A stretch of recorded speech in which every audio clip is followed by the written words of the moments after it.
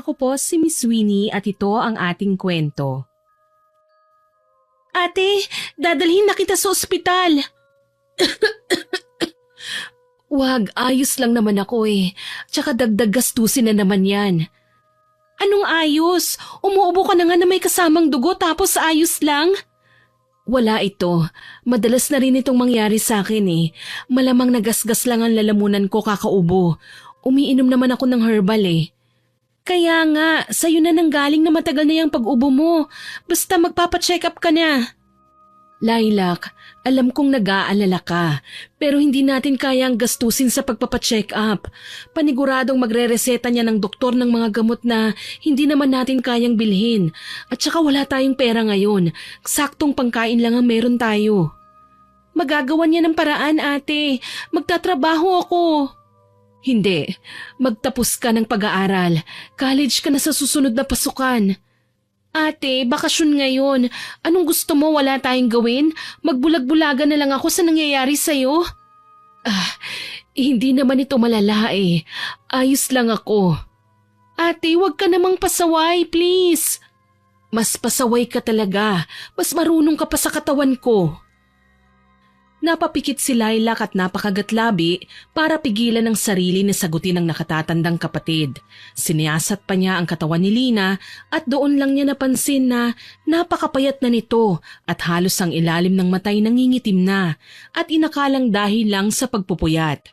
Napaiwas siya ng tingin at napabuntong hininga. Hindi niya maatim na titigan ng kapatid dahil sa sitwasyon nito. Bata pa lang sila nang mamatay ang kanilang mga magulang. Hindi nila alam kung ano ang totoong dahilan ng pagkamatay nila. Ang tanging naaalala lamang ni Lilac ay ang litratong nakita nila mula sa pulisya kung saan ang katawan ng mga magulang ay halos gutay-gutay na para bang sinugod ng mababangis na hayop. Dahil wala silang pera, hindi nila nakamit ang hustisya kaya halos nakalimutan na ang kaso. Buo na ang desisyon ko, ate. Magtatrabaho ako.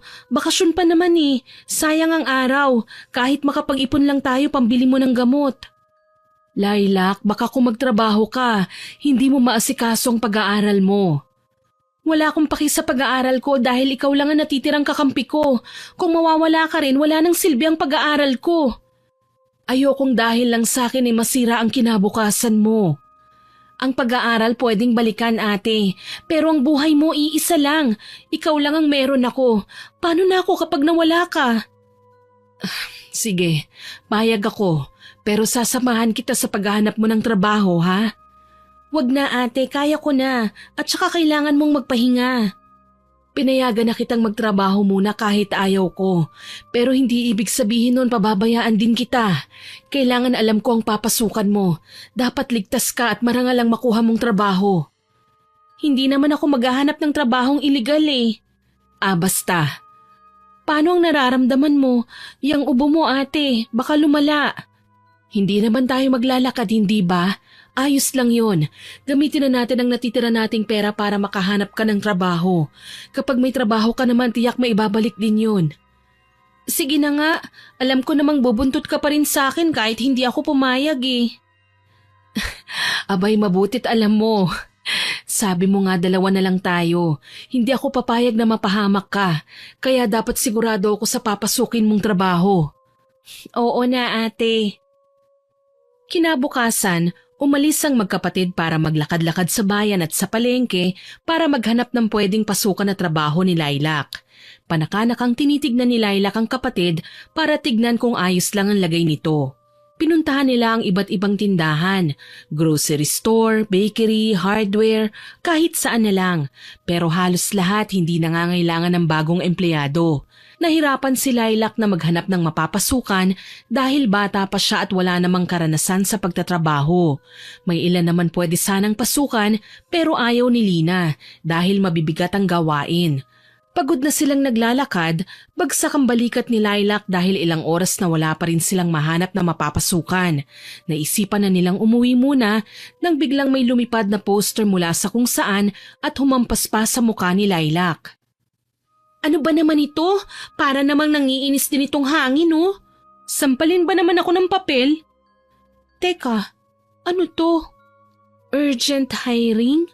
Kasambahay? 4,000 per month? Ate, ito na yun. Ang taas ng sahod. Tsaka libre na sa lahat oh. Ayan oh, nakalagay. Tara ate, puntahan natin ang address na ito. Ang laki naman ng sahod niyan. Baka marami sila sa bahay.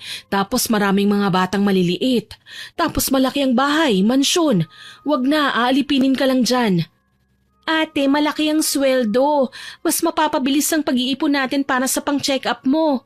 Pwede na ito. Huwag ka nang kumontra. Ito na lang ang pag-asa natin, oh. Patingin nga. Ay, wag na. Tignan mo yung address. Nasa dulo ng bayan natin eh. Ni hindi nga yun pinupuntahan ng mga tao. Ate naman eh, hindi napupuntahan kasi nga sabi mo po dulo. At saka hindi naman po tayo nakakapunta dun eh. Sige na, puntahan na muna natin. Hay nako, ayoko nga. Baka mapanganib. Sige na ate, ayaw mong pumunta. Ako na lang mag-isa. Lilac, hoy, ang kulit mo talaga ha? Mas makulit ka eh. Sige na, payagan mo na ako ate. Ay, sige na nga. Oo na. Pero kapag may naramdaman na tayong kakaiba, wag na tayong magpatuloy ha? Oo na ate. Sige, halika na. Ayun oh, may tricycle. Sumakay na tayo. Manong, sasakay po kami. Pakihatid po kami sa lugar na ito, Manong. Habang bumabiyahe sila, napatingin si Lilac sa daan. Habang papalapit sila sa lugar, ay dumadalang na ang mga bahay. Bumibigat na rin ang pakiramdam niya na para bang may mga matang nakasilip mula sa gubat. Kinilabutan siya pero agad niyang tinago ang naramdamang takot dahil ayaw niyang mag-alala ang kapatid. Ayun ate oh, nakikita ko ng malaking bahay. Dito lang kami Manong, maraming salamat po ah. Hala, napakalaking bahay naman. Mansyon ba ito? May ganito pala sa barangay na ito. Nakatago at parang yan lang ang bahay na nakita ko simula nang pumasok tayo sa liblib na daan. Ayan ka na naman ate. Hindi naman ito masyadong malayo mula sa isang baryo. Baka kaya lang malayo kasi sila ang nagmamayari ng buong lupain dito.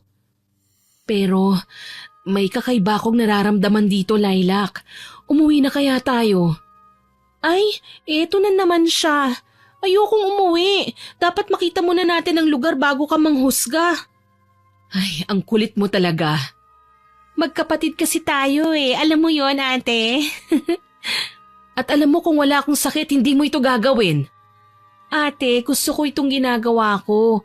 Gusto kong makatulong sa'yo. At kahit wala kang sakit, basta ganitong edad na ako, tutulong din ako. Ay, parang ang tagal na nitong tinayo ah. Tignan mo, yung semento may lumot na, tapos yung git, kinakalawang na. Napapalibutan pa ng mga malalaking puno ng manggang malaking bahay. Parang nakakakilabot dito. Iba rin ang simoy ng hangin eh. Nakakataas ng balahibo. Oo nga, pero ang ganda pa rin. Tsaka liblib kasi, normal lang na malamig ang klima. Idagdag mo pa na maraming ang mga puno rito. Anong maganda rito? Mukhang haunted house nga eh. Magandang umaga sa inyo. Ay, kabayo! Ate, siya yata yung may-ari. Magandang umaga po. Nag-a-apply po ako bilang kasambahay. Magandang umaga rin sa inyo.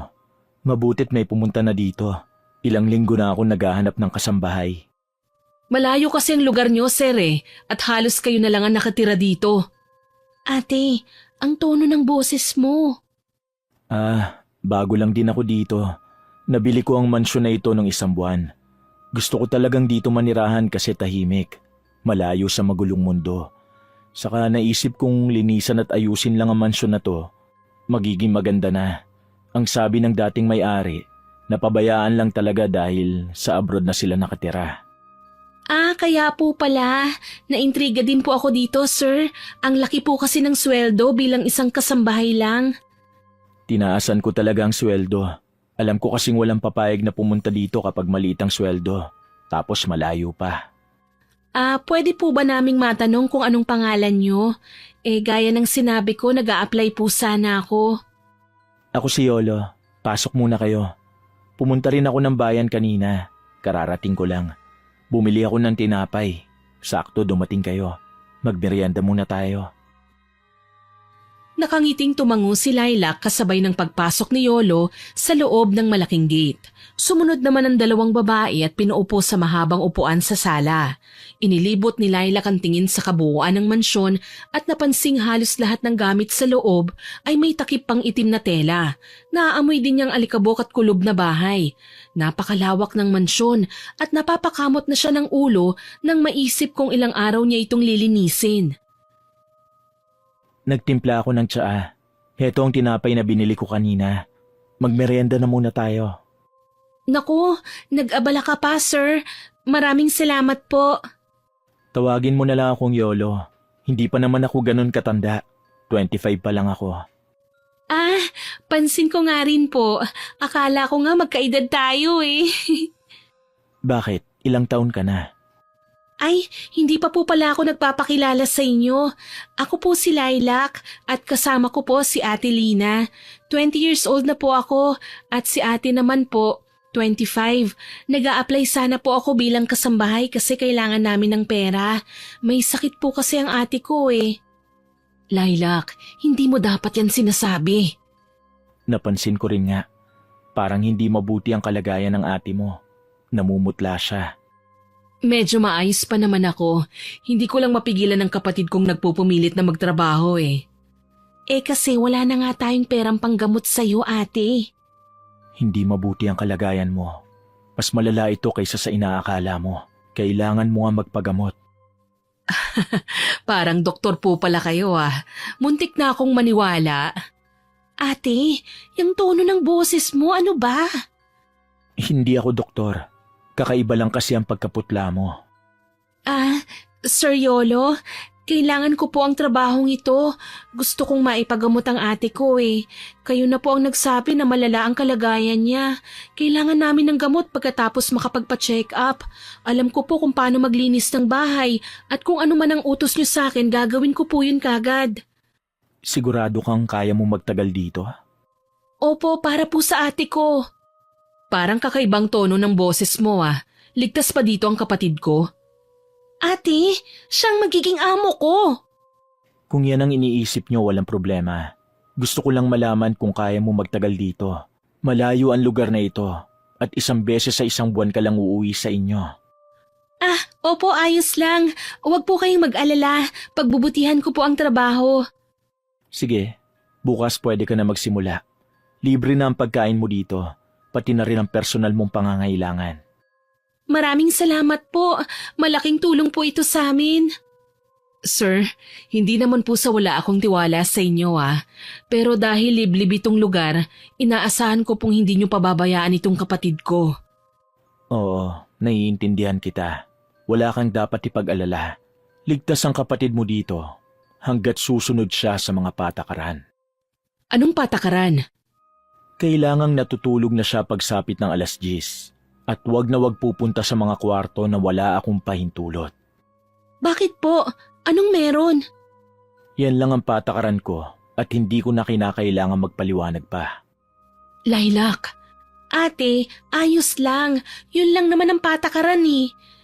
Maraming salamat po sir. Susunod po ako. Sige, bumalik ka na lang dito bukas. Umuwi ka muna para makakuha ka ng mga gamit mo.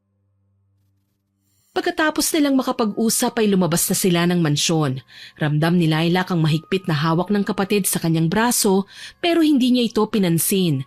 Dahil walang pumapasok na tricycle sa lugar, napilitan silang maglakad para makakita ng masasakyan. Hindi pa sila nakakalayo nang mapatigil sa paglalakad si Lina. Ayoko magtrabaho ka doon, Lilac. Ate, malaking pera na rin yun. At saka parang mapagkakatiwalaan naman siya eh. Mukha naman siyang mabait na amo eh. Anong mabait? Hindi nasusukat ang ugali sa itsura. Gwapo siya, oo. Pero mabait? Ewan na lang ha. Mukhang plastic ang pakikitungo niya sa atin kanina eh. May nararamdaman din akong kakaiba sa lalaking yun. Napaka-misteryoso niya. Parang may tinatago. Ikaw lang ang nag-iisip ng ganyan, ate. At saka kaya ko naman ang sarili ko eh. Lilac, alam mo kung hindi ako kampante. Ibig sabihin nun, ate, alam kong nag-aalala ka. Pero kahit ganon, ako na lang ang pagkatiwalaan mo. Kaya ko naman ito eh, ha? Huwag kang mag-alala. Ay, natatakot ako sa totoo lang. Bakit ba ate? Sabihin mo sa akin para maintindihan ko. Ano bang kinakatakot mo? Kasi, basta, ayoko sa mansyon na yon. Ayoko na sa iyong makipagtalo pa ate. Basta bukas magtatrabaho ako sa ayaw at sa gusto mo. Lilac, huwag kang makulit. Ate, pagod na ako pagod ka na rin. Kaya please naman, gagawin ko rin ito para sa iyo at sa akin. Bigla na lang kasi kung nalungkot Ito pa lang ang pagkakataon na magkakahiwalay tayo. Isang beses sa isang buwan ka nalang uuwi sa atin. Ayos lang yan ate. Pwede mo naman akong pasyalan sa mansyon. Sige na, oo na. Parang hindi na rin naman kita mapipigilan Hindi naman ate sa kumukontra ako sa iyo Pero ramdam ko naman na mabait si Seriolo at saka kukuhanin ko ang pagkakataon na ito para makaipon tayo. Hindi naman ako habang buhay na magtatrabaho sa kanya Mag-iipon lang ako tapos mag-aaral. Basta palagi ka mag-iingat doon Bibisitahin kita linggo-linggo. Oo ate, at marunong ako magkarate. Sa dami ng taon na nasa lansangan tayo at nakikipag-away, sanay akong lumaban sa mga madadayang kalaro Luka-luka. Ginawa mo pang laro ang pagtatrabaho sa mansyon. Gabi na nang makauwi sila ng bahay. Pagkatapos nilang kumain ay nagpahinga na rin sila para makabawi ng pagod. Tinabihan ni Lilac ang kapatid at inayos pa ang magulo nitong buhok nang makatulog na. Ramdam niya ang bigat ng kanyang puso dahil sa pag-iisip na iiwanan niyang mag-isa si Lina pero wala siyang magagawa. Desperado na siyang ipagamot ang kapatid bago pa tuluyang lumala ang sakit nito. Kinabukasan, maaga siyang nagising. Nilutuan niya muna ng pagkain ng kapatid bago tuluyang umalis. Ilang minuto na siyang naghihintay sa labas ng gate ng mansyon pero hindi pa rin siya pinagbubuksan ng kanyang amo. Maya-maya ay nagulat siya nang makarinig ng boses sa kanyang likuran. Ay, hala! Sorry po, Sir Yolo. Hindi ko alam na nasa likuran kita. Nasaktan po ba kayo? Mukhang napalakas ang suntok ko Hindi, ayos lang ako. Pero ang sakit nga ng suntok mo. Yung bagang ko parang na-dislocate. Hala, totoo po ba? Sorry. Biro lang. Ang aga mo naman. Akala ko hindi ka natutuloy pero mali ako. Kasi po malayo-layo ang nilalakad dito kaya inagahan ko po talaga. Nakakatakot palang maglakad dito kapag madilim-dilim pa, no? Yung kakahuyan parang laging may nakatingin. Nakatingin? Baka yung mababangis na hayop ang nakikita mo. May mabangis palang hayop dito? Naku, pasensya na talaga. Nasaktan ko ang perpekto mong mukha, sir. Ayos nga lang. Hindi ganon ka-perpekto ang mukha ko. Totoo naman Ang bata mong tignan, napakakinis pa ng mukha mo, maputi rin at chinito. Hindi mo ba naiisip na minsan may mga mukhang mapanlin lang? Ha? Wala. Pumasok na tayo sa loob. Magluluto pa ako ng pagkain. Ako na lang po ang magluluto, sir. Kaya po ba kayo lumabas para bumili ng lulutuin? Oo, bumili ako ng isda. Kaya ko magluto. Mag-ayos ka lang muna ng mga gamit mo sa kwarto. Ituturo ko sa'yo ang magiging kwarto mo. Okay lang naman po ang mga gamit ko Mamaya na lang po ako mag-aayos. Tutulungan ko na lang po muna kayo sa pagluluto. Wag na. Hindi naman madami itong lulutuin ko. Tumahimik na si Lilac dahil ramdam na niyang malapit ng magalit ang kanyang amo. Tahimik na lang siyang sumunod kay Yolo at itinuro sa kanya ang kanyang magiging kwarto. Pagkapasok sa silid, namangha siya dahil sa lawak at linis nito. Napatingin siya sa mga dalang gamit at bahagyang nahiya. Parang hindi bagay ang marurumi kong gamit dito sa kwarto. Bakit kaya halos walang bintana sa mansyon? Napakadilim tuloy. Baka ito talaga yung pagkakagawa ng mansyon. May bintana nga dito sa silid, maliliit naman at mataas. Ay, bababa na nga muna ako. Baka kailangan ni Sir Yolo ng tulong sa kusina Bumaba na nga muna ako at tumungo sa kusina. Lilac, bakit nandito ka sa kusina? Hindi ka ba muna magpapahinga? Bukas ka na magsimulang magtrabaho. Ayos lang po, hindi naman po ako pagod Gusto ko sanang tumulong. Wag na, umupo ka na lang dyan. Sige, wala po ba kayong ipagagawa sa akin? Kung talagang gusto mo nang magsimula sa trabaho, pwede mo namang simulan sa paglilinis. Sige po.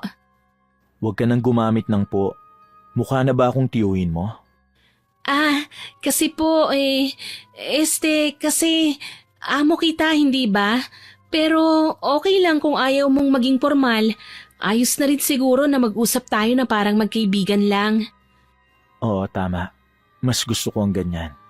Kapag pinupo ako, pakiramdam ko na dadagdagan ng 1 taon ang edad ko. Nagugutom ka na ba? Kanina ka pa nakatingin sa niluluto ko.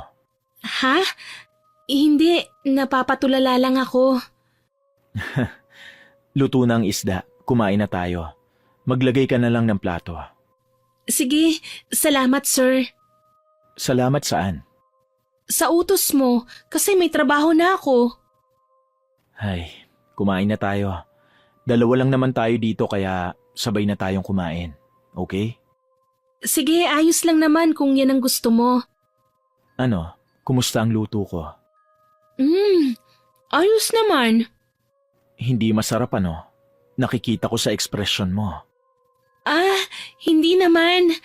Ay, matabang nga lang. Nakalimutan kong sabihin sa'yo, allergic ako sa bawang at asin. Pati sa kalamansi. Kaya huwag kang maghahanap ng ganun dito sa mansyon. Bawang, kalamansi at asin? Parang aswang lang Yun din ang sabi ng iba tuwing naikukwento ko. Ay, pasensya na. Yun ang una kong naisip Nagbibiro lang ako at hindi naman totoong may aswang. Paano mo na siguro? Hindi pa kasi ako nakakakita Ikaw ba naniniwala ka na may aswang? Hindi ko rin alam kung nag-e-exist ba sila. Wala yan, panigurado. Napakainit na rin ang panahon Kung meron man, tiyak na sunog na sila. Pero tatandaan ko yung sinabi mo, kapag ako ang magluluto, walang bawang, asin at kalamansi. Kumain ka na lang. Masyado ka madaldal. Pagkatapos mong kumain, ayusin mo yung iba kong pinamili kanina. Babalik ako sa bayan para mamili ulit. Kukulangin ang stock ko dahil nandito ka na. Akala ko kasi hindi ka tutuloy kagaya ng ibang nag-a-apply. Pwede naman akong pumunta sa bayan para mamili. Ayos lang sa akin. Ako na lang. Hindi naman marami ang bibilhin ko. Sigurado ka? Teka, Yolo, iyang mata mo, parang may kakaiba. Namumula. Bakit namumula? Baka nairita na naman. Maiwan na kita. Kailangan ko nang umalis para makabalik ako agad. Okay ka lang ba? Teka! Oo. Hindi na niya natapos ang kanyang sinasabi dahil nagmamadaling umalis si Yolo. Napakunot noon na lang si Lilac at nagpatuloy sa pagkain. Tinapunan pa niya ng tingin ang naiwang plato ng lalaki. Nagtataka siya dahil hindi man lang nito nabawasan ng pagkain. Pagkatapos kumain ay nagligpit kagad siya ng pinagkainan at inayos ang pinamili. Tsaka nagsimulang maglinis sa sala. Inuna niyang tanggalin ang mga telang itim. Maya-maya ay nakarinig siya ng mga kakaibang ingay. Teka, ano yun? Parang atungal ng mga hayop yun Tama ba yung naririnig ko o guni-guni ko lang? San ba nanggagaling ang ingay na yun?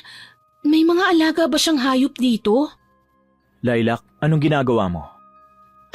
Sorry, nagulat ako. Nandyan po pala kayo, sir. Kadarating ko lang. Ang linis na dito Mahusay ka maglinis. Hanga ako sa sipag mo. Anong ginagawa mo dyan sa may bintana? May hinahanap ka ba? May narinig lang po akong ingay ng mga hayop kanina Kaso hindi ko alam kung hayop nga ba yun. May mga alaga ka bang hayop?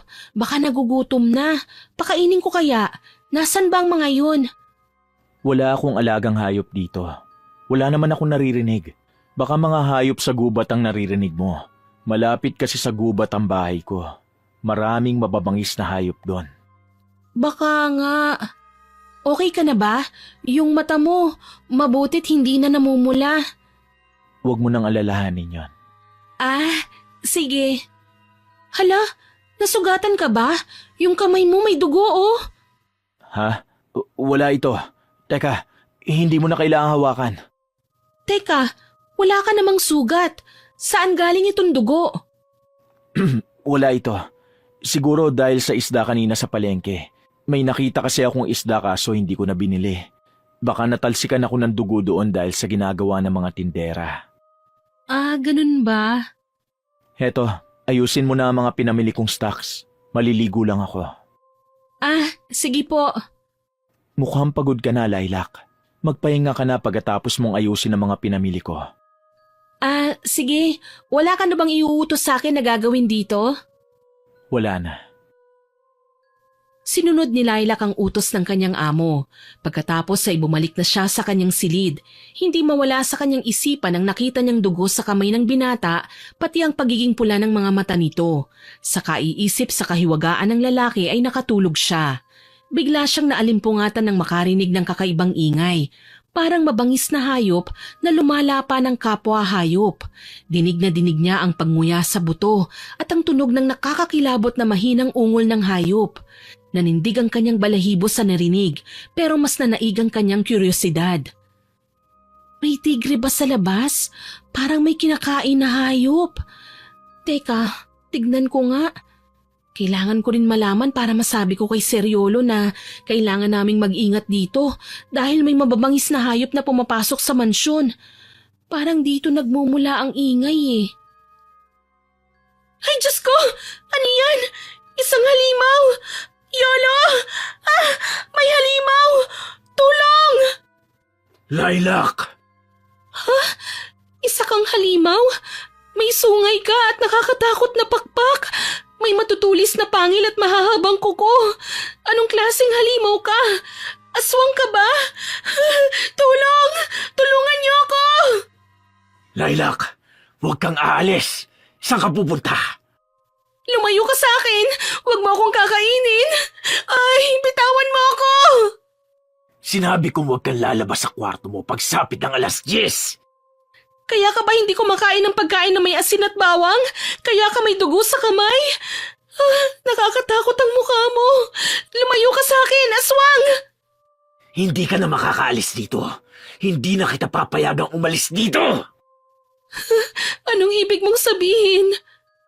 Nalaman mo na ang aking sikreto at kinakailangan kong panatilihin na hindi malalaman ng ibang tao ang totoo kong katauhan. Hindi! Aalis ako! Pakawalan mo ako! Buong lakas niyang tinulak si Yolo para makawala siya sa pagkakahawak nito. Tumama naman ang likod ng lalaki sa upuan at kinuha ni Lilac ang pagkakataong yon para pumunta sa kanyang kwarto dahil ito ang naisip niyang lugar na ligtas siya pansamantala. Lumabas ka dyan, Lilac! Hindi ka na makakatakas sa mansyon ko! Please, nagmamakaawa ako. Huwag mo akong saktan. Huwag mo akong kakainin. Ikaw lang din ang nagdala sa sarili mo sa kapahamakan.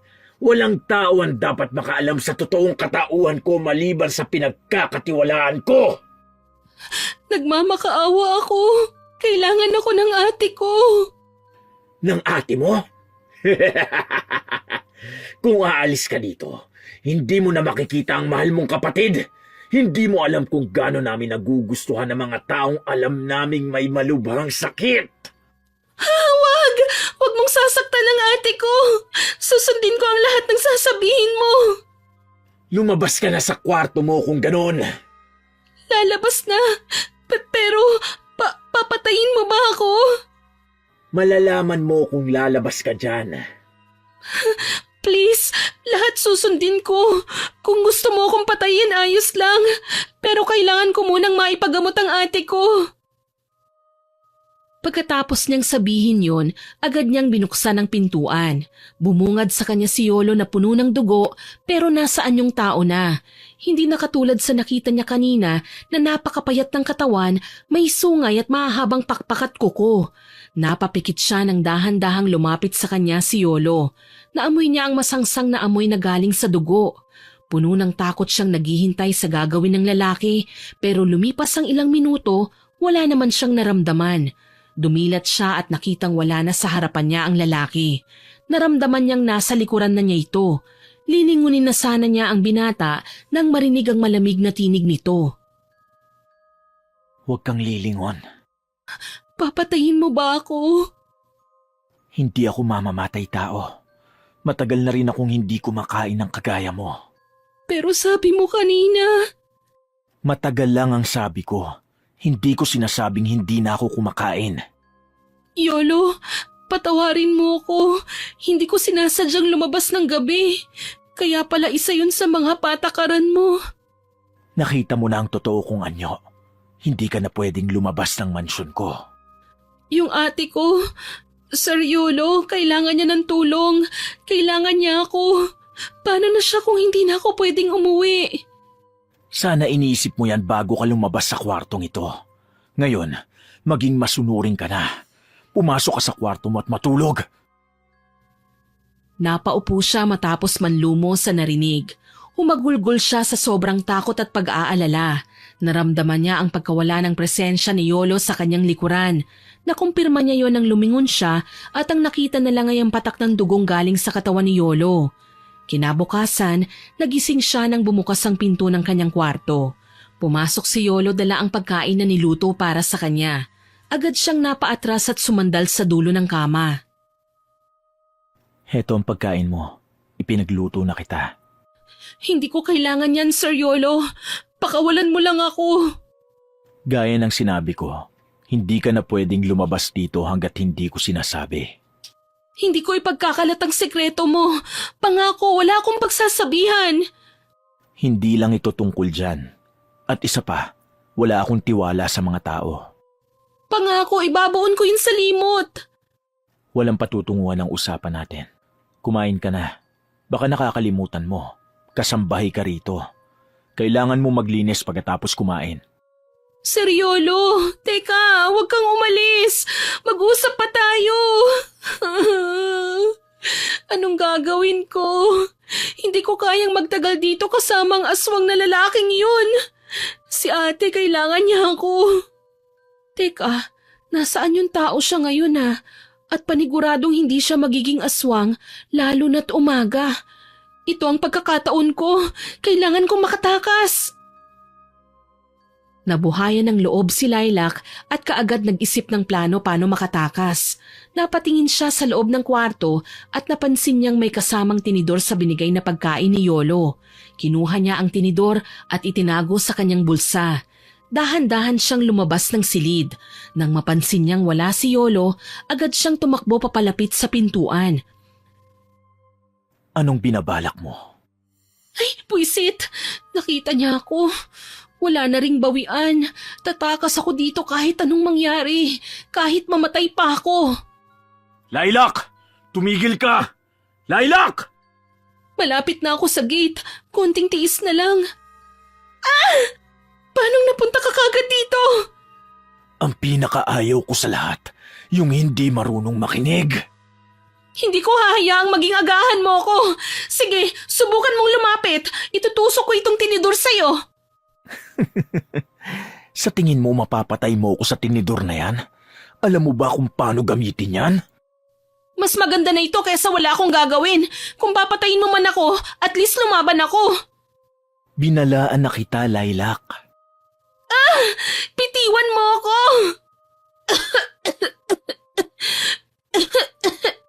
Yolo! Kung hindi ka madadaan sa mahinahong paraan, siguro mas magandang patayin na lang kita. Hindi! Pakiusap! Nagmamakaawa ako! Susunod na! Susunod na ako! Paano ko masisiguro na gagawin mo na ang sinasabi mo? Dahil mahal ko ang ate ko, ayoko siyang madamay dito. Gusto kong iligtas si Ate Lina. Pumasok ka na at kainin mo ang inihanda kong pagkain. Oo, pupunta na ako sa kwarto. Wag kang aapak sa gate na ito nang hindi ko sinasabi, ha? Oo na. Umiiyak siyang bumalik sa kanyang silid habang impit na dinadaingan nananakit niyang leeg dahil sa pagkakasakal sa kanya ni Yolo. Kinuha niya ang pagkain at nagsimulang kainin yon kahit wala siyang gana. Nang malapit na siyang matapos, pumasok si Yolo sa kanyang kwarto kaya napaatras siya mula sa kanyang pagkakaupo. Tapos ka na? Heto ang pamunas at walis. Marami kang lilinisin ngayon. Sige, lalabas na ako. Doon ka muna magsimula sa sala. Sige. Teka, doon ka muna sa sala. Umupo ka muna doon sa sofa. Ha? Bakit? Akala ko ba maglilinis na ako? Huwag ka nang magtanong. Hintayin mo ko doon. Anong gagawin niya? Kanina pa siya ganun eh. May ginawa ba akong mali? Sumusunod na nga ako sa lahat ng gusto niya eh. Halika rito. Anong gagawin mo? Hindi na ako tatakas. Pangako. Huwag ka nang magtanong. Lumapit ka sa akin. Huwag kang malikot. Please, huwag mo akong sasaktan. Huwag mo akong lalapain. Lalagyan ko lang ng ointment ang pasa na nasa leeg mo. Ikaw ang may gawa nito eh. Tapos, Ayokong naririnig kang dumadaing. Yan, ayos na. Gagaling din yan. Huwag matigas ang ulo mo nang hindi ka nasasaktan. sige. Magsimula ka na maglinis. Aalis ako ngayon. Huwag mong subukan tumakas. Alalahanin mo ang ate mo. Nasa kamay ko ang buhay niyong dalawa. Napakagatlabi si Lilac sa kanyang narinig. Gusto niyang maiyak pero hindi na niya magawa. Napatitig siya sa basahan na binigay ng binata. Hindi niya namalaya na kanina pa pala nakakuyom ang kanyang kamao. Binalot ng katahimikan ng mansyon nang marinig niya ang pagsarado ng pintuan. Mabigat ang katawan niya nang simulan niya ang paglilinis. Hindi siya tumigil sa pagtatrabaho hanggang hindi dumarating si Yolo. Nang sumapit na ang gabi, narinig niyang may kumatok sa pinto. Napakunot noo si Lilac dahil alam niyang kung si Yolo yon, hindi na ito kakatok pa para makapasok. Dahan-dahan siyang lumapit sa pintuan. Ayaw man niyang buksan pero dahil naisip niya na baka gusto lang ni Yolo na siya ang magbukas ng pinto, ay pinagbuksan niya ito. Aba, may magandang binibini pala dito. Hello? Magandang gabi. Sino po kayo? Hindi ba ako naikwento ni Yolo? Ako ang kaibigan niya. Ako nga pala si Brando. Kaibigan? Isa rin siyang aswang? Namumutla ka. Hindi ko alam na may tinatagong dilag si Yolo sa mansyon niya. Pasensya na po kayo. Hindi kayo makakapasok dito. Wala dito ang amo ko eh. Sandali lang. Kahit hindi ka na humingi ng paintulot sa kanya. Sabi ko nga magkaibigan kami. Sorry, pero hindi... Mas lalo mo kong inaakit ng paghiwalayin niyang katawan mo sa ulo mo eh. Palabang ka din no? Huwag po!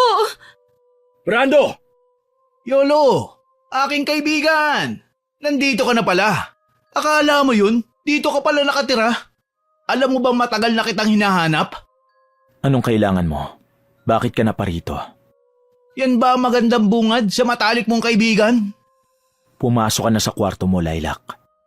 Wag! Hindi ba tayo maghahati sa kanya? Mukhang napakasariwa niya eh. Wala akong balak na kainin siya, Brando. At sa akin lang siya. Hindi ako papayag na hawakan mo siya. Hindi kita maintindihan, Yolo. Simula nang umalis ka sa baryo natin, ganito na pagtrato mo sa kapwa mo aswang? Matagal na akong humiwalay sa kalahi natin. Kung ganun, hindi na kita kaibigan? Lilac, pumasok ka na sa loob. Sige. Nagulat siya nang kusang sumarado ang pinto ng kanyang silid matapos niyang pumasok. Nanlamig ang buong kalamnan niya nang makarinig siya ng mga kalampag mula sa labas. Napatakbo siya sa sulok nang halos bumukas ang pinto dahil sa lakas ng kung anong bagay ang bumangga roon. Tumambad sa kanyang paningin si Yolo. May tumutulong dugo sa noo niya. Mapupula ang mga mata at nakalabas ang mahahabang kuko sa kamay. Ayos ka lang? Nasaan na si Brando? Huwag kang magbubukas ng pinto kapag hindi ko sinasabi. Aswang din siya? Masama siyang aswang? Ganun na nga siguro. Paano kaya niya nahanap kung saan ako nakatira? Yolo, ang dugo sa noo mo. Mas bumilis na ang pagtulo. Kailangan niyang magamot. Wala ito. Huwag ka nang lalabas sa kwarto mo. Mag-aalas 10 na ng gabi. Sige, kung may kailangan ka. Wala na akong kailangan! Napatakbo siya sa lakas ng sigaw ni Yolo. Nilak niya ang pinto. Hindi nagtagal, nakarinig siya ng daing ng hayop at ang tunog ng mga naglalagutukang buto. Napapikit siya at pilit na pinakalma ang sarili. Nahiga na lang siya sa sahig matapos hablutin ng kumot. Nagtalukbong siya tsaka tinakluban ng una ng ulo para hindi niya marinig ang mga ingay na yon. Kinabukasan, nagising siyang nakahiga na siya sa kama. Bakit ako nandito? Sa sahig ako nakatulog kagabi ah. Gising ka na pala. May inihanda akong pagkain sa kusina. Ah, sige. Sana ginising mo ko para ako na lang ang nagluto. Madali lang ang pagluluto. May masakit ba sa'yo? Wala. Ikaw, yung sugat mo, ayos na ba? Gumaling na. Sumunod ka sa akin. May pag-uusapan tayo. Ano yun? Si Brando. Yung kaibigan mong balak akong lapain? Huwag ka mag-alala. Hindi niya yun magagawa sa'yo. Pero kailangan mong malaman na isa siya sa lahi ng mga mababangis na aswang. Hindi na ako kumakain ng tao. Pero siya at ang ibang mga aswang patuloy pa rin sa gawain yon. Bakit hindi ka na kumakain ng tao? Dahil ayoko. Matagal ng panahon akong tumigil. Hindi mo na kailangan malaman kung bakit. Delikadong aswang si Brando. Hindi siya marunong maawa. Gusto niya ang dugo ng mga biktima at gusto rin niya ang may mga sakit. Si ate, paano kung mahanap siya ni Brando? Paano kung siya na ang sunod na target? Hindi ko masisiguro ang kaligtasan niya kung magkakaroon ka ng koneksyon sa kanya. Kailangan kong puntahan si ate. Kailangan ko siyang sabihan na mag-ingat. Yolo, matagal ko na siyang hindi nakikita eh. Hindi nabibisita. Paano kung may nangyari na sa kanya? Hindi ka pwedeng lumabas. Hindi mo siya pwedeng puntahan. Dahil tiyak na minamanmanan ka na ni Brando. Kapag nasundan ka niya, hindi na rin magiging ligtas ang kapatid mo. Please, Yolo, kahit ngayon lang. Hindi ako tatakas. Gusto ko lang masigurong maayos ang kalagayan ng kapatid ko. May sakit siya eh. Alam mo yun? Yolo, gusto ko rin siyang balaan tungkol kay Brando eh. Pag-iisipan ko. Kumain ka na muna. Sige, susundin ko lahat ng utos mo. Lilinisin ko ang buong mansyon. Hindi ako magiging pasaway. Payagan mo lang akong makauwi. Ang sabi ko, pag-iisipan ko. Sorry. Sige, kakain na ako. Mabigat ang loob niya habang kumakain. Ayaw man niyang ipakita, kusang tumulo ang kanyang mga luha. Nanginginig ang kamay niya habang sumusubo ng pagkain. Pagkatapos kumain ay nagsimula na siyang maglinis ng bahay.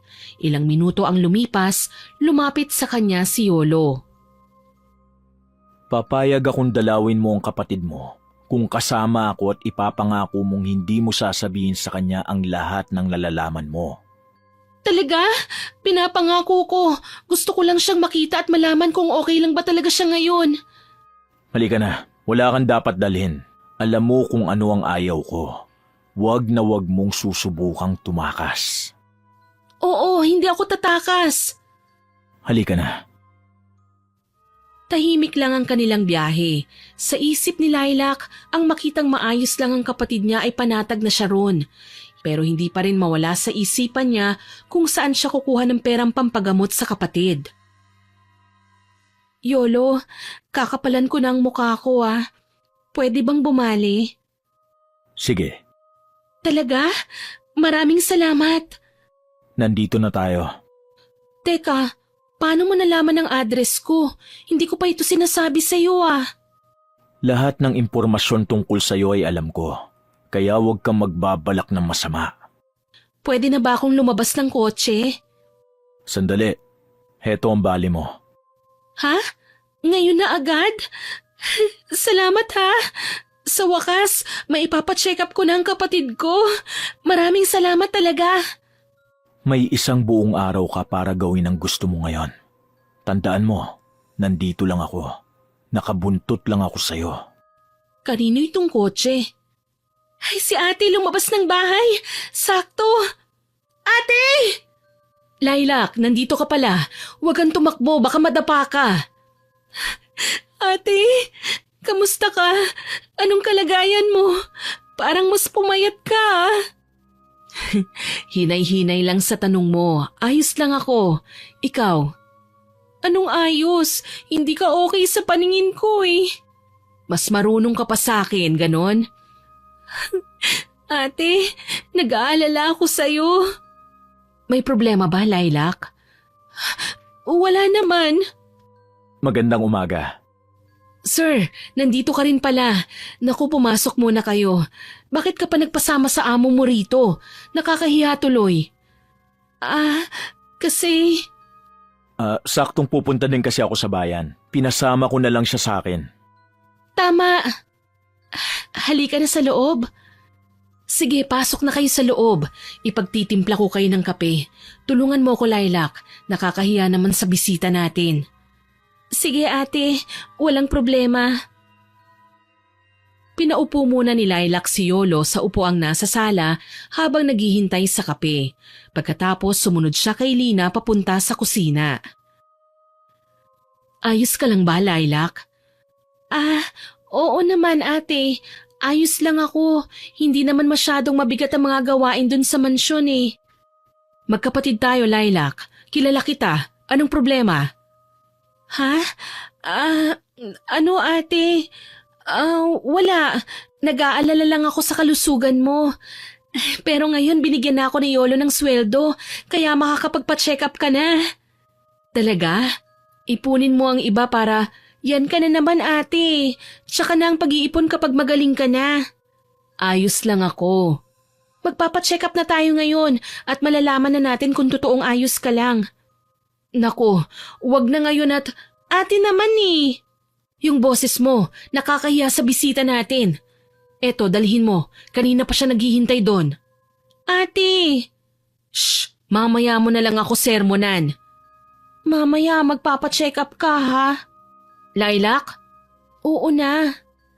Yolo, eto na ang kaping tinimpla namin sa'yo. Ayos lang. Hindi na dapat kayo nag-abala. Walang asin o bawang yan. Lilac, kailan ba nilalagyan ng asin o bawang ang kape? Ikaw talaga. Maraming salamat, sir, sa pagsama sa kapatid ko rito. Akala ko nga sa katapusan pa siya uuwi eh. Napaaga ngayon ah. Hindi naman ba naging pasaway ang kapatid ko? Siguro kinukulit ka niya, no? Hindi naman. Masunuri naman ang kapatid mo. Oo naman, ate. At saka bakit naman ako magiging pasaway? Tsaka hindi naman na ako bata eh. Kinakamusta lang kita. Baka kasi gusto mong umalis na sa trabaho mo kung nahihirapan ka. Sabihan mo lang ako. Ha? Hindi na ate. Mas magandang nagtatrabaho ako ngayon. Masasanay rin ako. Ang kulit ng kapatid ko, no? Medyo. Ate, umuubo ka na naman at mas maraming dugo nang nilalabas mo ah. Kailangan na natin siyang dalhin sa Dr. Yolo. Ate! Ate! Kumising ka! Si ate! Yolo, nahimatay si ate! Ako na ang magbubuhat sa kanya. Natatakot ako. Hindi ko kayang mawala siya sa akin, Yolo. Malapit nang mangyari ang kinatatakutan mo. Nararamdaman ko. Pero may kaunti pang pag-asa. Hindi. Ayoko. Gagaling si ate. Halika na, Yolo. Bilisan mo. Nagmamadali silang sumakay sa kotse. Pagkapasok ay hindi kagad pinaandar ni Yolo ang sasakyan kaya nagtaka si Lilac. Tatanungin sana niya ang binata pero may naramdaman siyang kakaiba sa lalaki.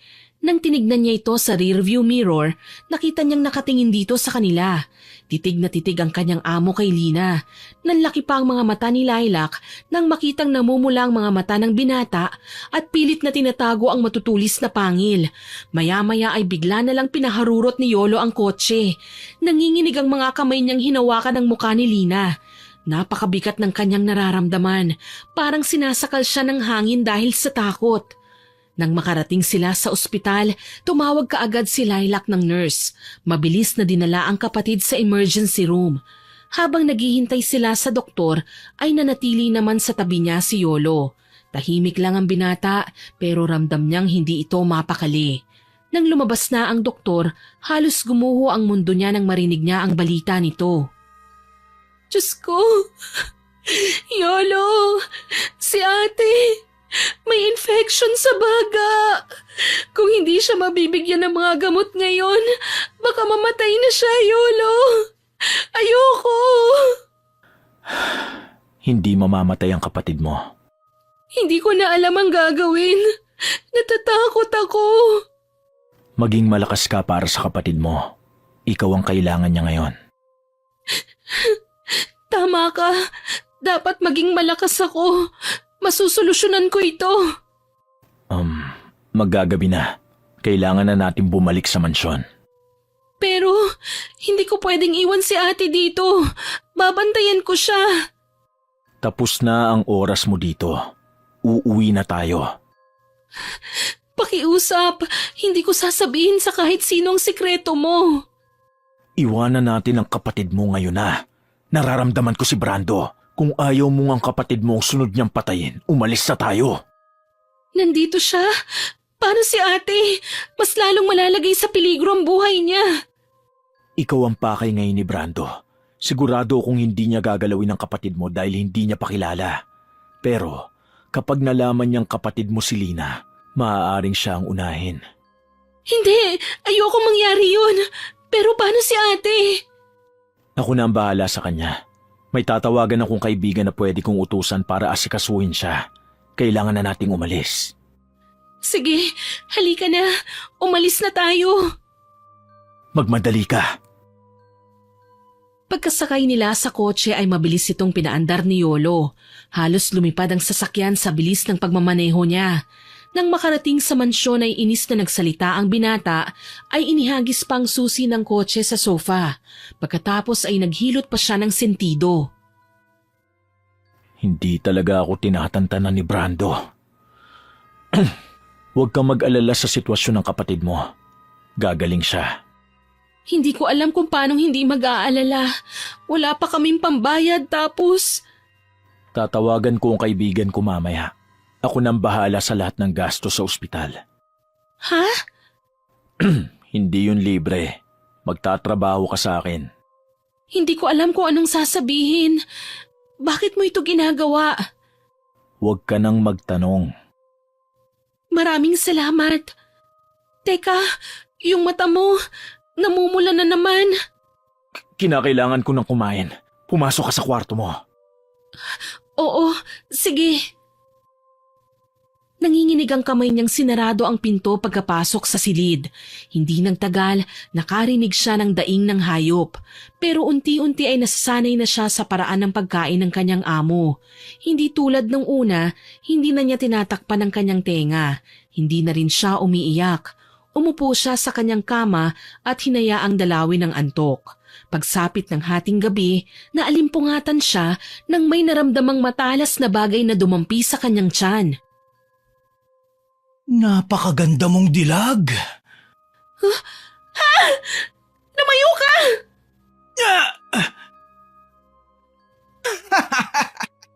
Kaya pala itinatago ka ni Yolo. Dahil naiiba ka. Palaban ka. Anong ginagawa mo rito? Nasaan si Yolo? Ang tusong yun, wala siya dito. Alam mo ba kung ano to? Itong sugat sa mata ko? Siya ang may gawa nito. At hindi ako titigil hanggat hindi ko nakukuha ang mahalaga sa kanya. Anong ibig mong sabihin? Ano pa ba? Ano sa tingin mo ang ginagawa namin sa mga mahihinang tulad mo? Wag! Nagmamakaawa ako! Walang tutulong sa'yo. Ano kaya ang mararamdaman niya kung dalhin ko sa harapan niya ang ulo mo? Hindi! Lumayo ka! Nanlaki ang mata niya nang lumabas ang matutulis na mga pangil ni Brando. Kasunod nun ay ang paglabas ng kanyang malalaking pakpak sa likod. Ang mga mata niya ay naging pula. Umatras si Lilac hanggang sa umabot siya sa dulo ng kama. Umatake si Brando kaya napapikit na lang siya habang sumisigaw ng saklolo. Isang malakas na kalmot ang naramdaman niya sa kanyang balikat. Agad na dumaloy ang kanyang dugo. Napaiyak siya sa sakit. Narinig niya ang naaaliw na tawa ni Brando nang makita siyang sugatan. Brando! Dumating ka ng mas maaga sa inaasahan ko. Mukhang tapos ka ng manginain sa gubat Binalaan kita. Sinabi ko sa'yong huwag mong pakikialaman ng akin. At sino ka para sundin ko? Tinalikuran mo ang angkan natin. Pagsisisihan mo ang ginagawa mong yan. Ipakita mo ang lakas mo, Yolo. Matatalo mo ba ako? Isa ka lang ordinaryong aswang na hindi na kumakain ng tao. Masyado kang maraming satsat. Tayo magharap! Ah! Magaling. Pero anong laban mo sa akin? Umalis ka dito, Lilac. Hindi! Paano ka? Iligtas mo ang sarili mo! Para akong nanonood ng telenovela. Anong akala mo, Yolo? Makakalabas pa siya ng buhay dito? Nang dahil sa mga taong tulad niya, naging mahina ka at wala ka ng silbi. Hindi ako nagsisisi sa naging desisyon ko. At hindi ako papayag na saktan mo si Lilac. Pwes, tatapusin na kita. Nakakainis na ring marinig ang kayabangan mo. Yolo! Sa likod mo! Diyos ko! Nanlaki ang mga mata ni Lilac nang makita niyang bumao ng matutulis na kuko ni Yolo sa tagiliran ni Brando. Dahil doon, napaubo ito ng itim na dugo at dumadaing na lumayo kay Yolo. Sinamantala niya ang pagkakataong yon para itulak si Brando tsaka siya dali-daling lumabas ng silid. Dahil wala siyang mapuntahan, nagtago siya sa likod ng kabinet sa kusina. Mula roon ay dinig na dinig niya ang mga kalampag na dulot ng paglalaban ng dalawang aswang. Umaalingaw-ngaw ang palitan nila ng atungal. Nagbabagsakan ng mga kasangkapan sa buong mansyon hanggang sa marinig niya ang malakas na sigaw ni Brando matapos siyang dumausdos sa sahig. Nang sumilip siya ay nakita niyang tila nilampaso ng lalaki ang sahig gamit ang sariling dugo. Hintayin mo ang pagbabalik ko, Yolo. Walang yaka. Pagbabayaran mo ang ginawa mong to sa akin. Hindi matutuloy ang plano mo hanggat nabubuhay ako! Ah! Babalik ako! Hindi pa ako tapos! Yolo! Yolo!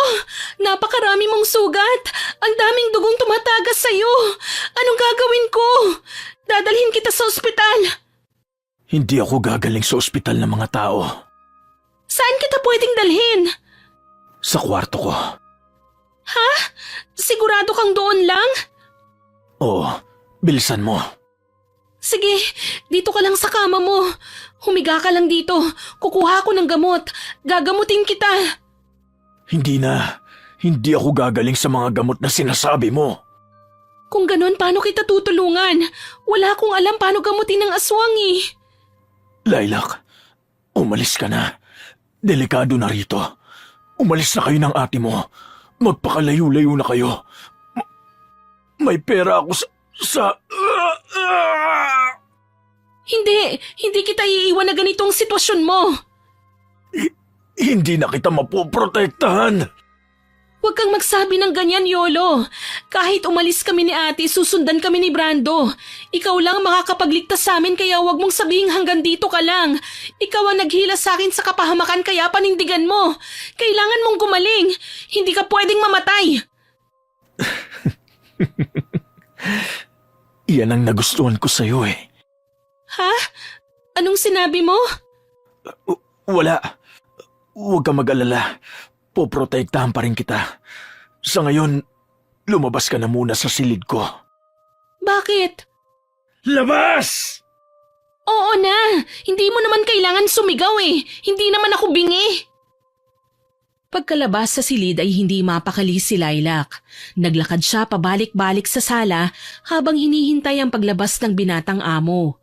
Puro malalakas na atungal na nasasaktan ang kanyang naririnig mula sa lalaki hanggang sa biglang tumahimik sa silid nito.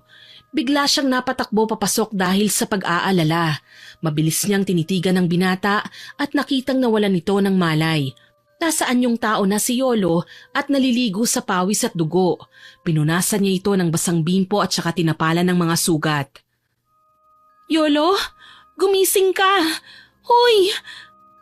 Anong gagawin ko? Kanino ko pwedeng lumapit?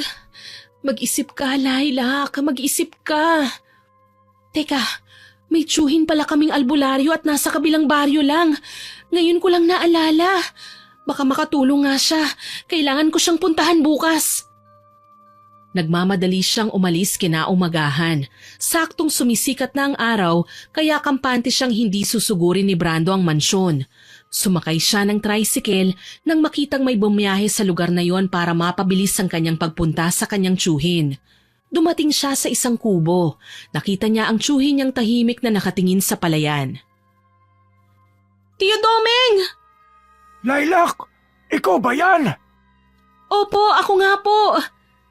Abat matagal ko na kayong hinahanap ni Lina. Saan kayo nagpunta? Bakit kayo ka lang bumalik? Nasaan ang ate mo? Pasensya na po, Tio. Lumayas kami noon dahil gusto naming habulin ng taong pumatay sa mga magulang namin. At nung araw na babalik po sana kami rito, narinig namin ang sinabi mo noong nalasing ka na ayaw mo na kaming makita dahil kami ang rason kung bakit namatay ang mga magulang namin. Kaya po umalis na lang kami. Pero hindi naman po kami lumayo. Nandun lang po kami sa kabilang barangay. Hindi. Mali kayo nang iniisip. Lasing at nasasaktan lang ako noon kaya nasabi ko yun. Pero hindi ko kayo kinamumuhian. Mahal na mahal ko kayong dalawa. Tio, pasensya na po iniwan namin kayo. Ang mahalaga bumalik ka. Selena, nasaan ang ate mo? Nasa ospital po. May sakit siya katulad ng kay inay. May sakit. Kinakailangan siyang gamutin. Opo, ginagamot naman po siya ng doktor ngayon, Tio Pero may iba po akong sadya sa inyo. Ano yun, Iya? Sabihin mo lang. May kaibigan po ako Nangangailangan siya ng tulong ninyo. Bakit? Ano nangyari? Teka, saan ang galing itong sugat mo sa balikat? Wala po yung sugat ko na yan. Mas kailangan po ng kaibigan ko ng tulong nyo. May nakaaway po kasi siya Kayo po ang una kong naisip, Tio. Kung gano'n, halika na. Pero gamutin muna natin yung sugat mo at baka ma-impeksyon. At saka natin tulungan ang kaibigan mo. Maraming salamat, Tio. Sinundan niya ang kanyang tiyo papasok sa kubo. Nilinis ng kanyang tiyo ang sugat niya at nilagyan ito ng gamot. Pagkatapos ay tinulungan niyang ihanda ang mga halamang gamot na kanilang dadalhin para kay Yolo. Nang maayos na ang lahat, pumunta na sila sa mansyon. Naghanap sila ng masasakyan na tricycle para mabilis na makabalik. Habang nasa daan, kinakabahan niyang nililingon ang kanyang tsuhin. Nanlalamig siya nang makita ang pagkunot ng noo nito nang pumasok ang tricycle na sinasakyan nila sa makitid na daan papunta sa mansyon. Iha, paano mo nalaman ang lugar na ito? Po, dito po kasi nakatira ang kaibigan ko Nakatira? Matagal nang walang nakatira dito. Ngayon lang din po siya tumira dito. May nabili po kasi siyang mansyon. Mansyon? Ang alam ko lang na mansyon ay tirahan ng mga... Aswang? Ay naku, hindi po totoo yan, Tio. Wala akong sinabing may aswang pa sa mga panahong ito. Hula ko lang naman po, Tio. Ito ba ang mansyon na sinasabi mo? Nandito na pala tayo. Opo, Tio Domeng, nasa loob po siya. Dalhin mo ko sa kanya. Sige po, nandito po siya sa kwarto. Teka, nandito siya kanina Nasaan na si Yolo? Ayun, nasa sahig na. Huwag kang lumapit sa lalaking yan! Po, anong ibig niyong sabihin, Tio? Hindi tao ang isang yan! Tio Domeng... Mabuti na lamang at nagdala ako ng... Wag, Tio! Wag niyo siyang sasaktan! Hindi tao yan! Aswang yan, Lilac! Tio... Teka, alam mo? Tio Domeng, magpapaliwanag po ako. Anong ginawa niya sa'yo, Lilac? Sinaktan ka ba niya? Siya ba ang nanakit sa braso mo? Hindi po. Niligtas niya po ako, Tiyo. May isa pang aswang na sumugod sa amin dito. Siya po si Yolo. Nasa peligro ang buhay niya. Tulungan po natin siya. Hindi sila tinutulungan, Lilac. Ang mga katulad niya ay pinapatay. Pero iba po siya sa mga aswang. Hindi siya kumakain ng tao. Paano mo masisigurong hindi? Mga tuso ang aswang. Mapanlil lang. Tiyo, nagmamakaawa po ako. Siya ang nagligtas sa kapatid ko. Anong itinulong niya sa kapatid mo? Siya po ang dahilan kung bakit ginagamot sa ospital si Ate Lina. At siya po ang makakatalo sa aswang na balak kaming patayin. Kaya iligtas niyo po siya. Hindi mo ba alam na dahil sa kanila? Basta, hindi natin sila dapat tinutulungan. Tiyo, kahit para sa amin na lang ni Ate Lina, gawin niyo po ito para sa amin. Pakiusap po. Sige, pero sa isang kondisyon. Aalis ka pagkatapos niyang gumaling. Lalayo tayo sa bayang ito. Opo, Tiyo. Maraming salamat. Sige, doon ka lang sa labas. Hintayin mo ako doon. Sige po, Tiyo. Hindi ko na po ba kayo tutulungan? Hindi na. Kaya ko na ito. Parang pamilyar ang aswang na ito. Hindi siya mapakali. Gusto niyang pumasok sa kwarto at alamin ang kalagayan ni Yolo. Pero ayaw niyang mawala sa konsentrasyon ng kanyang tiyuhin sa panggagamot sa binata. Halos kalahating oras ang lumipas nang bumukas ang pinto. Tiyo, kumusta po? Ayos na po ba siya? Oo, kailangan lang niya ng pahinga. Maraming salamat, Tio Doming. Bakit po kayo umiiyak? Anong nangyari? Oras na siguro para malaman mo ang katotohanan. Anong ibig niyong sabihin, Tiyo? Anong katotohanan? Dahil alam mo ng totoong may aswang sa mundo, panahon na para malaman mo ito. Brando. Brando ang pangalan ng aswang na pumaslang sa mga magulang niyo. Ano? Siya rin ang aswang na pumatay sa mag-ina ko. Ha? Ang mga magulang ko? Pinatay ng aswang na yun? Oh, hindi sila pinatay ng tao at hindi rin na aksidente. Pinatay at kinain sila ng aswang. Patawad, Lilac. Dahil nung araw na yon, wala akong nagawa. Kasalanan ko ang lahat kung bakit nangyari ito sa inyo. Yolo, maayos ka na? Bakit bumangon ka na? Hindi ko pa rin kayo maintindihan eh. Ikaw, Yolo, alam mo na sa simula kung sino ako? Hindi, Lilac. Hindi ko alam na makakapunta ka rito. Ang tadhana na mismo ang naglapit sa atin. Hindi ko ginusto na mapunta ka rito at malagay ang buhay mo sa peligro. Mga walang iya kayong aswang! Kung hindi dahil sa pamangkin ko, kanina pa kita pinatay! Handa akong mamatay.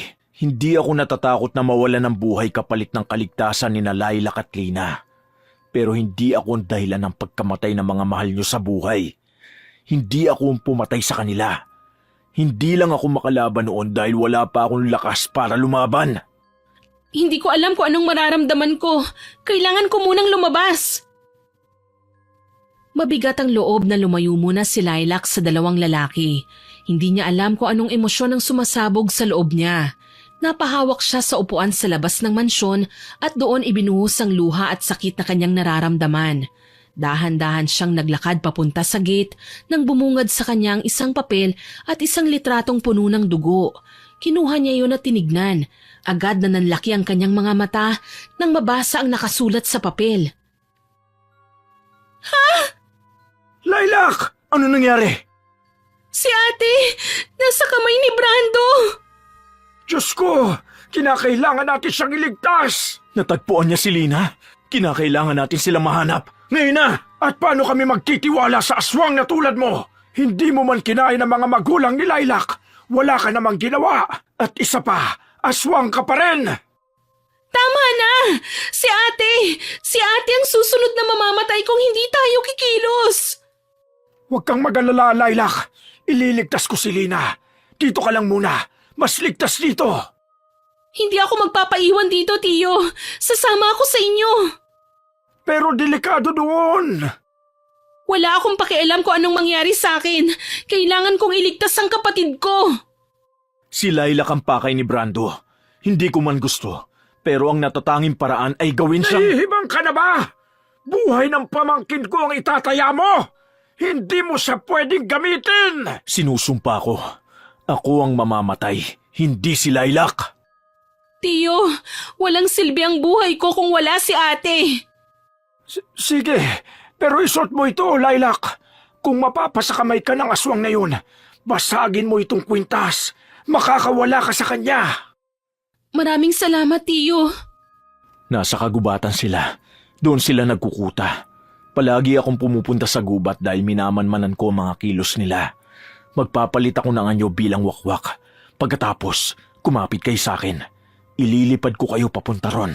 Hindi pa rin kita pinagkakatiwalaan, tandaan mo. Hindi mo ko kailangan pagkatiwalaan. Pero ipinapangako kong walang masama mangyayari sa kanila. Pumasok muna sa sariling silid si Yolo at doon nagpalit ng anyo.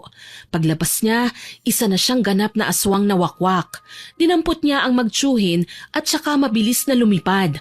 Saglit lang na nilipad ni Yolo ang gubat dahil malapit lang din ito sa mansyon.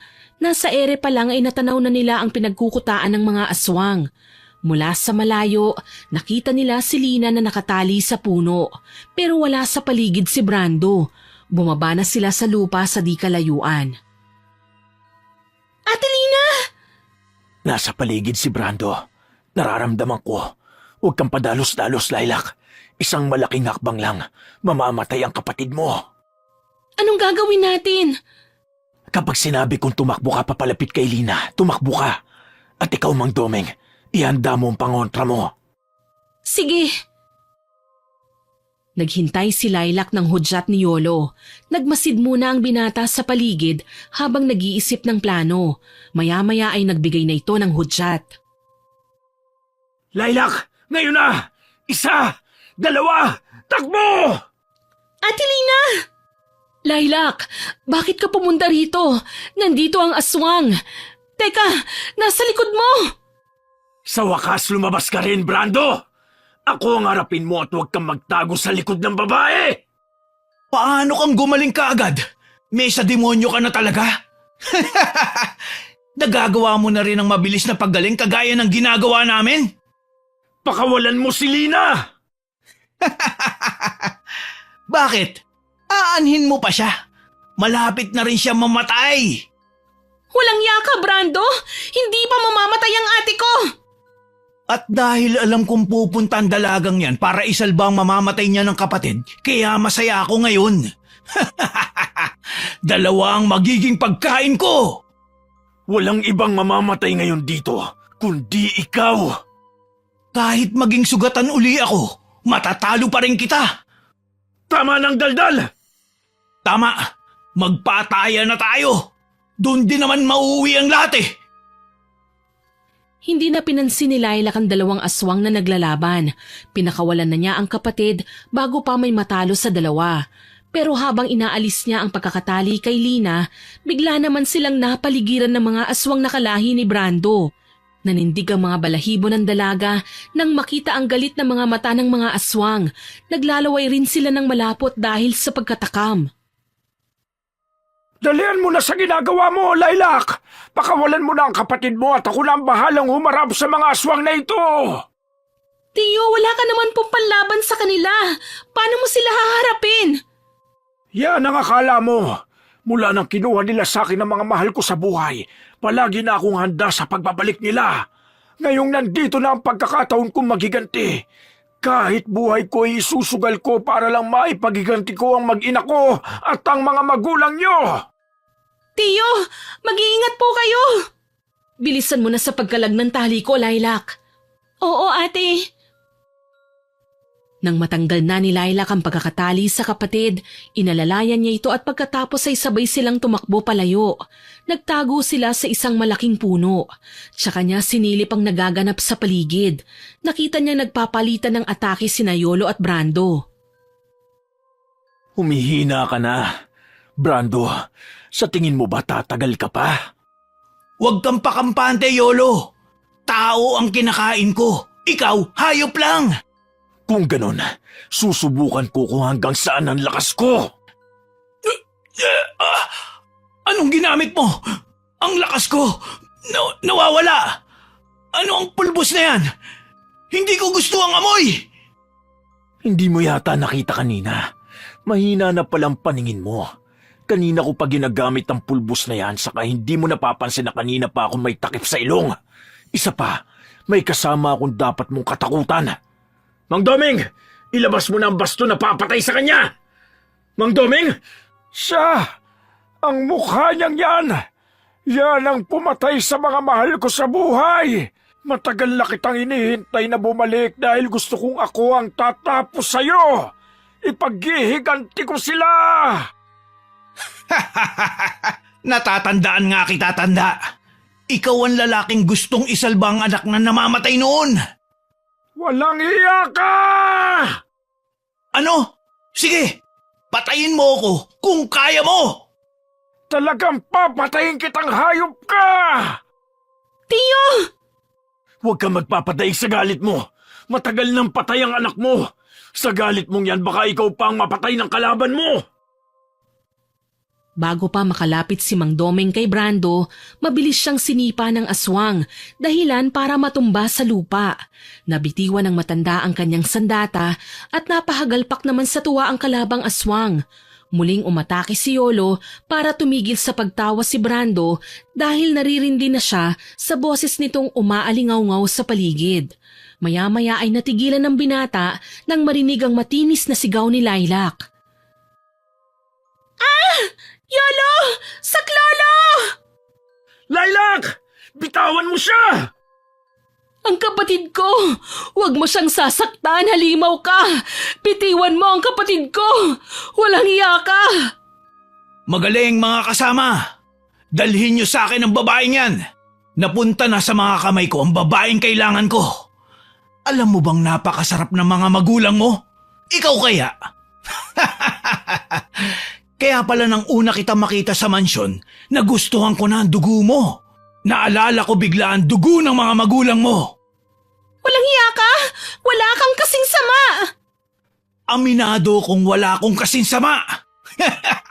Kasi kung mabait ako kagaya ni Yolo, isa pa rin akong mahinang aswang.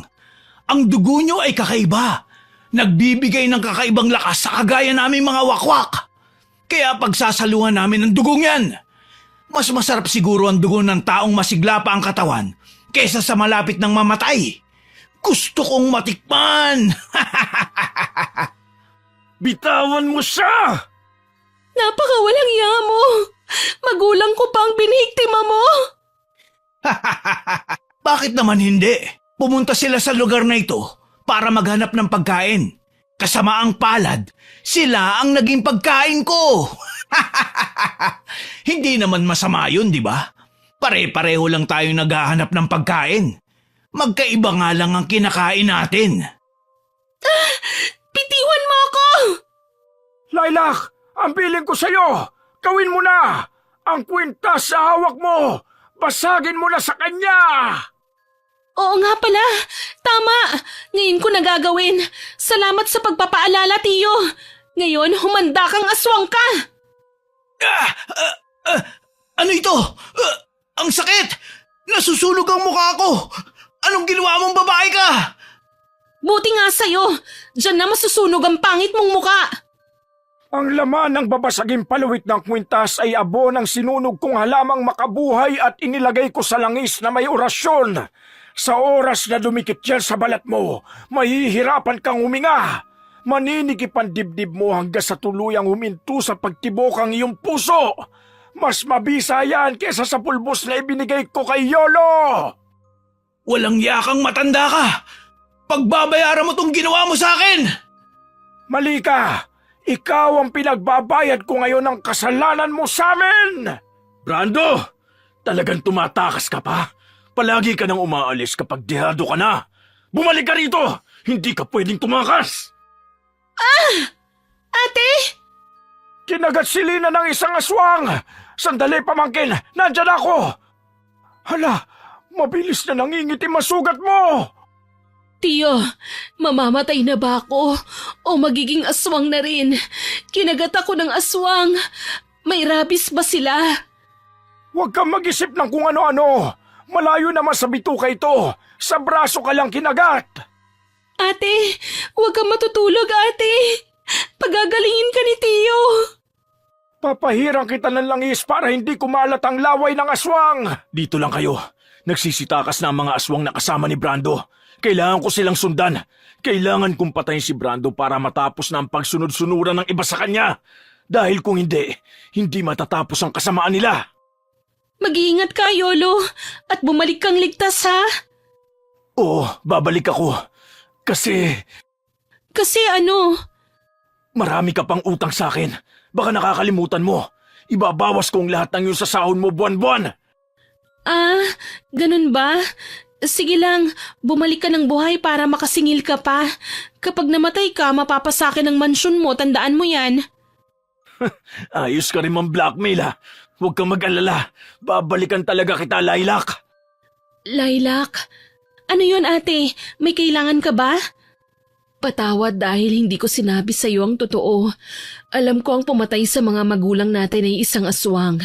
Pero bata pa ako noon kaya hindi ko tinanggap ang katotohanan.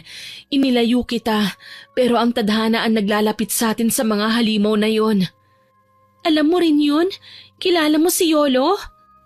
Hindi, pero nang makita ko ang anyong aswang niya ngayon, doon ko naalala na siya ang aswang na nakita kong nakatayo sa malayo habang kinakain ng mga magulang natin. Nandun ako ng panahon na yun, Lilac. Sumugod ako kina mama dahil may naiwan sila pero pagkahabol ko,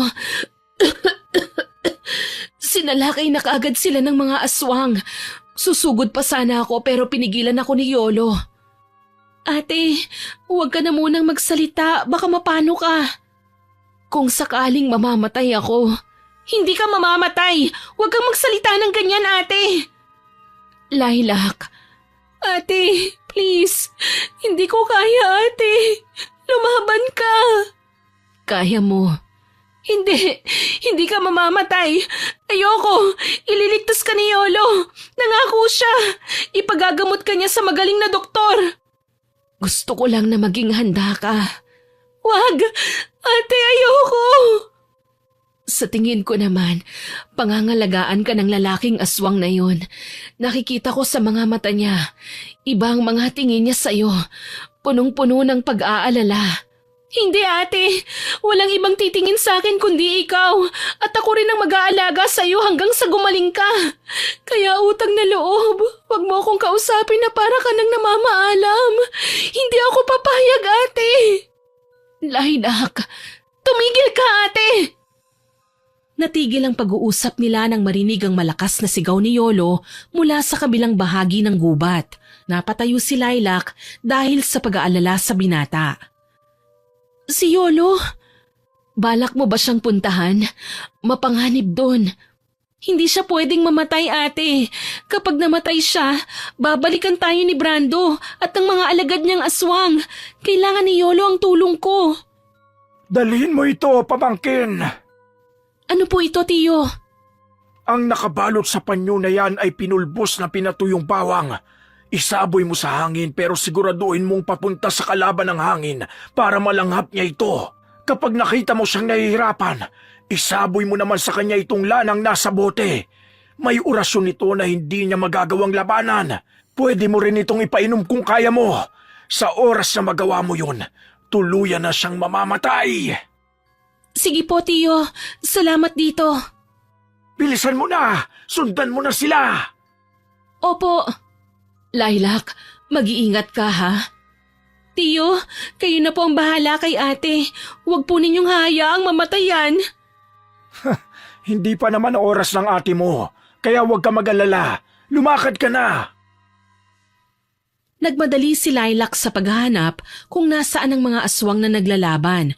Maya-maya ay nakita niya ang mga ito. Nagmasid muna siya at naghintay ng tamang pagkakataon para isagawa ang plano. Nakinig pa siya sa usapan ng mga ito habang naghihintay ng oras. Yolo, sa tingin mo hihinto dito ang paghahanap sa'yo ng ibang kalahi natin? Alam nila ang ginawa mong kahihiyan sa ating angkan. Kaya nagbigay ng utos sa mga nakatatanda na patayin ka kaysa maging kahihiyan. Kaya kahit mapatay mo ko, may tutugis pa rin sa'yo. Kaya hindi ako nagdalawang isip na patayin ka dahil may basbas na yun. Bilang na ang mga araw mo, Yolo. Handa akong harapin sila.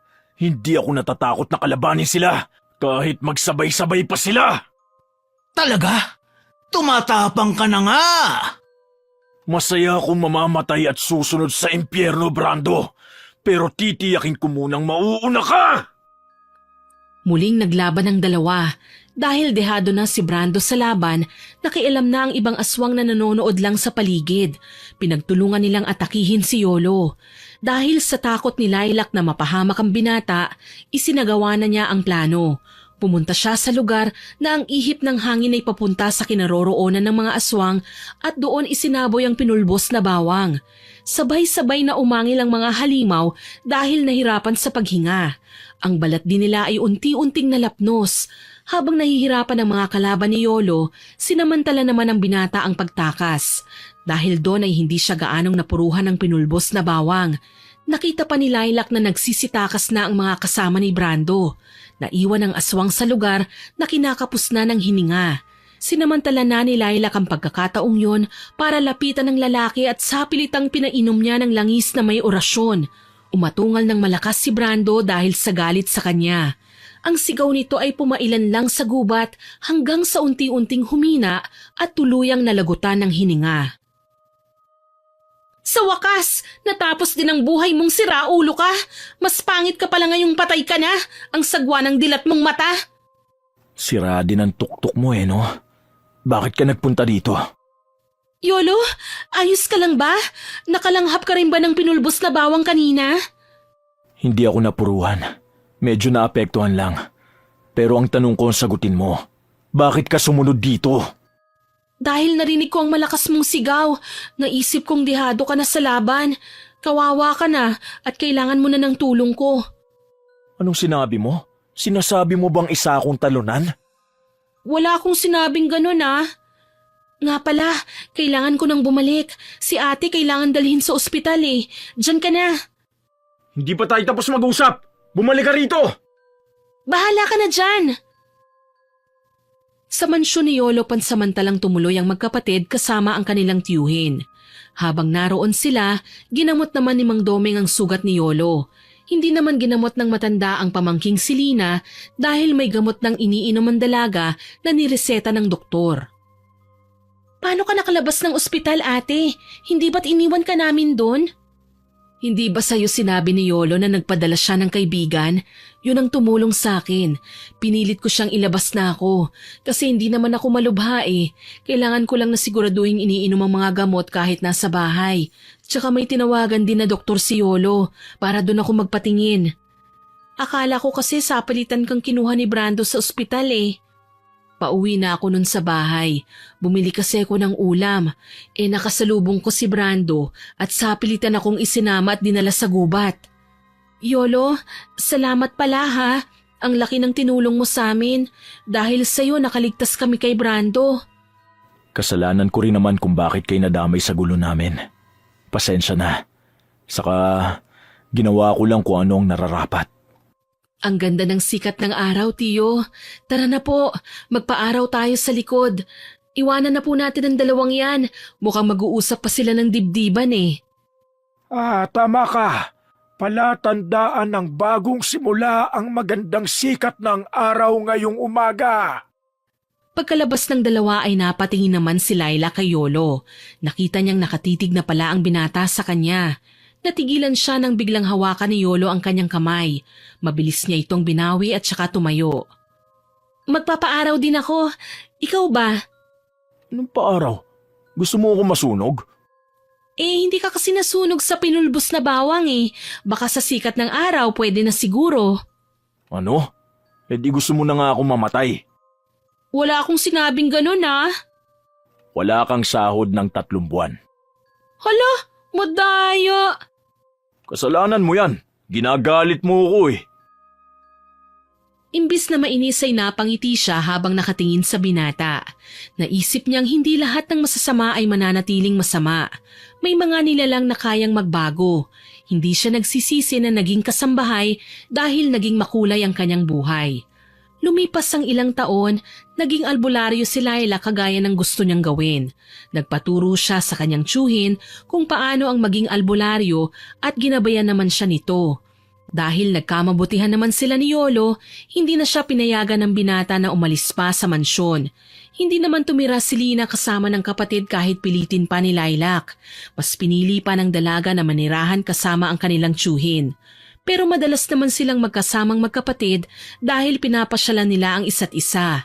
Nakapagtapos din ng pag-aaral si Lilac sa tulong ni Yolo at naging matagumpay siya sa pagnenegosyo. Sana po ay nagustuhan niyo ang ibinahagi kong kwento. Pero bago ko po tapusin ito, shoutout po muna tayo sa mga masusugid nating listeners.